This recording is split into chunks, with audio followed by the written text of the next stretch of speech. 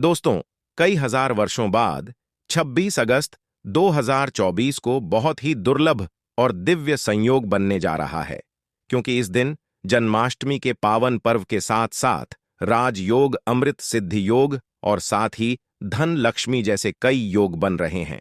और इस दिन भगवान श्री कृष्ण सबसे अधिक प्रसन्न होने वाले हैं। इसलिए दोस्तों, अगर आप भी भगवान कृष्ण से इस दिन जो भी सच्चे दिल से मांगेंगे, वह मनोकामना आपकी जरूर पूरी होगी। और दोस्तों, कृष्ण भगवान को प्रसन्न करने के लिए इस जन्माष्टमी पर कुछ विशेष उपाय जरूर करने चाहिए, जो कि आपकी किस्मत बदल देंगे और आपको माला माल और धनवान बना देंगे। साथ ही आपके सभी दुखों का नाश हो जाएगा। इसलिए दोस्तों, जन्माष्टमी से जुड़ी संपूर्ण जानकारी के लिए इस वीडियो को आखिरी तक जरूर देखें। और दोस्तों, अगर आप भी अपने जीवन में भगवान श्री कृष्ण की कृपा पाना चाहते हैं, तो इस वीडियो को लाइक करें और कमेंट में जय श्री कृष्ण राधे राधे लिखना न भूलें। साथ ही वास्तुशास्त्र ज्योतिष चैनल को सब्सक्राइब अवश्य करें। दोस्तों, आज की इस बेहद ही सुंदर वीडियो में हम बात करेंगे कृष्ण जन्माष्टमी साल 2024 में कब मनाई जाएगी, किस दिन आप जन्माष्टमी का व्रत रखेंगे और कृष्ण जन्माष्टमी की पूजा का शुभ मुहूर्त क्या रहेगा और इस दिन आपको व्रत में क्या खाना चाहिए। इसके अलावा हम आपको बताएंगे कि जन्माष्टमी के व्रत का पारण किस समय किया जाएगा और जन्माष्टमी पूजा की संपूर्ण विधि क्या है और इस दिन वे कौन से उपाय हैं जिनको करने से आपकी किस्मत चमक जाएगी और आपकी हर मनोकामना पूरी हो जाएगी। तो आइए शुरू करते हैं दोस्तों। जन्माष्टमी का पावन पर्व भगवान श्री कृष्ण जी के जन्मोत्सव के रूप में मनाया जाता है। भगवान कृष्ण जी का जन्म भाद्रपद मास के कृष्ण पक्ष की अष्टमी तिथि को रोहिणी नक्षत्र में हुआ था और उनके जन्म के दिन को आज भी काफी धूमधाम से मनाया जाता है।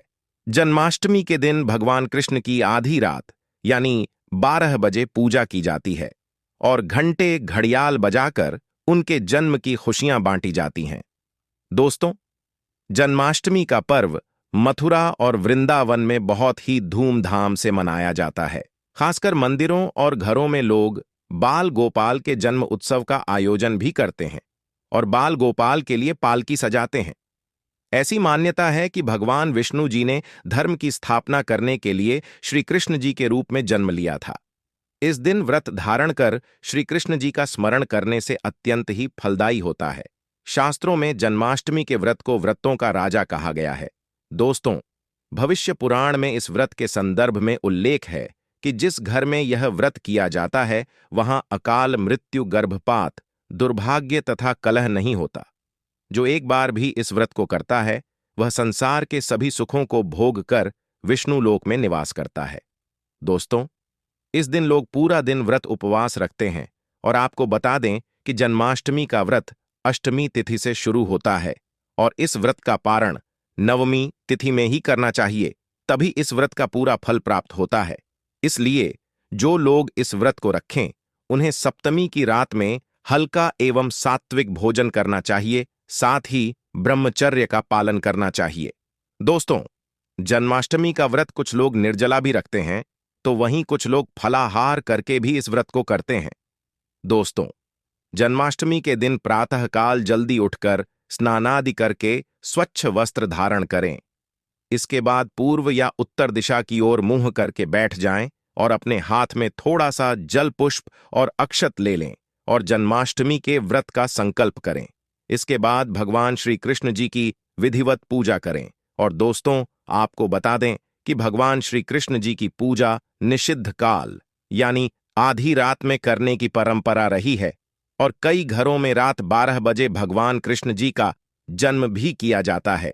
तो जो लोग कृष्ण जी का जन्म रात में करते हैं वे नाल छेदन भी करते हैं, और जो लोग नाल छेदन करना चाहते हैं तो उनके लिए बता देते हैं कि 12 बजने से कुछ घंटे पहले ही एक पत्ते वाला खीरा ले लें और उसको थोड़ा सा काट कर उसमें कृष्ण जी को बैठा दें। फिर जब 12 बजे तो भगवान को उस खीरे से बाहर निकालकर एक सिक्के की मदद से खीरे को काट दे। इसे नाल छेदन कहा जाता है। इसके बाद उन्हें सबसे पहले शुद्ध जल से स्नान कराएं, फिर उन्हें पंचामृत, दूध, दही, घी, शहद और शक्कर से स्नान कराएं। तत्पश्चात गंगा जल से भी स्नान कराएं।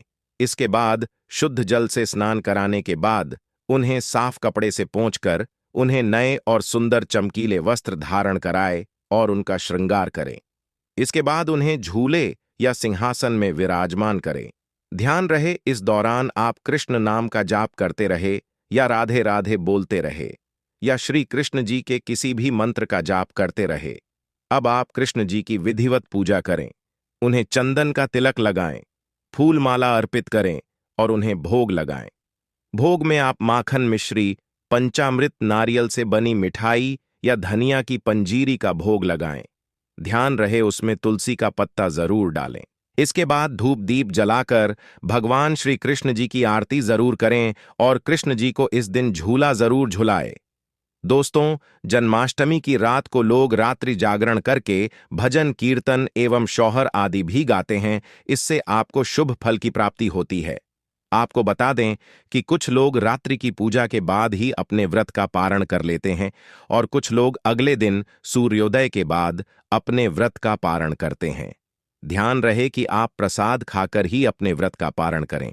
दोस्तों, जन्माष्टमी का व्रत लोग अलग अलग तरह से रखते हैं। कुछ लोग इस दिन निर्जला रखते हैं, यानी दिन में पानी नहीं पीते हैं। वहीं कुछ लोग दिन भर उपवास रखकर रात को फलाहार करते हैं, जबकि कुछ लोग दिन में 2 बार फलाहार करते हैं। दोस्तों, इस दिन व्रत में आप रसीले फल का सेवन कर सकते हैं।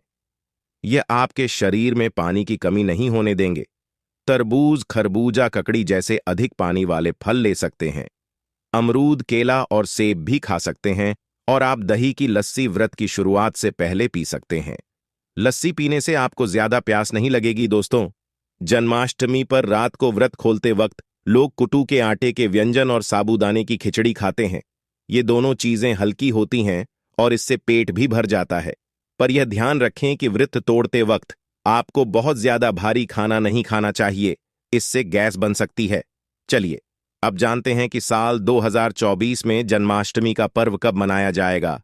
तो आपको बता दें कि जन्माष्टमी कृष्ण पक्ष की अष्टमी तिथि इस बार 26 अगस्त को पड़ रही है।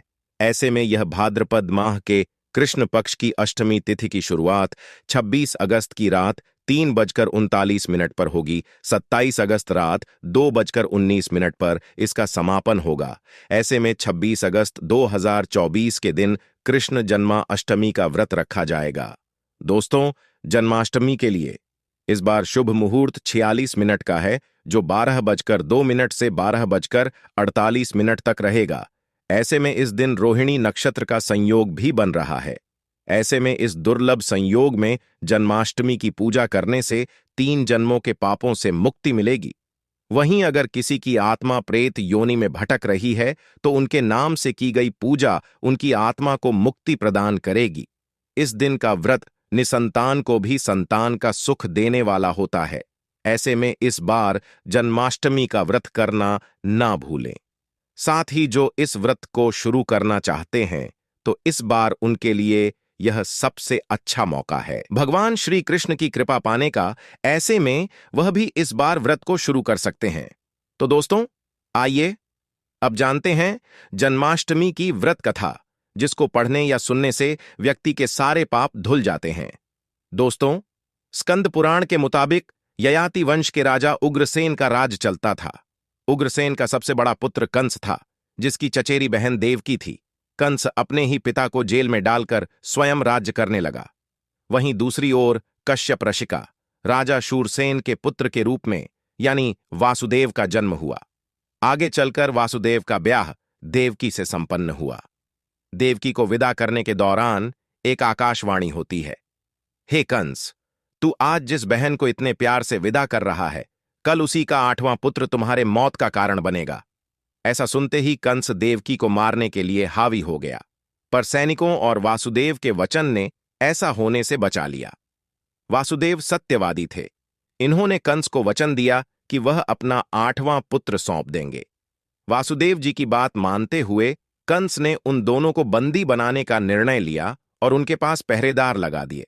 इसके बाद कंस ने देवकी के सारे संतानों को मारने का प्रण कर लिया। निश्चय अनुसार देवकी के 7 संतान कंस द्वारा मारे गए।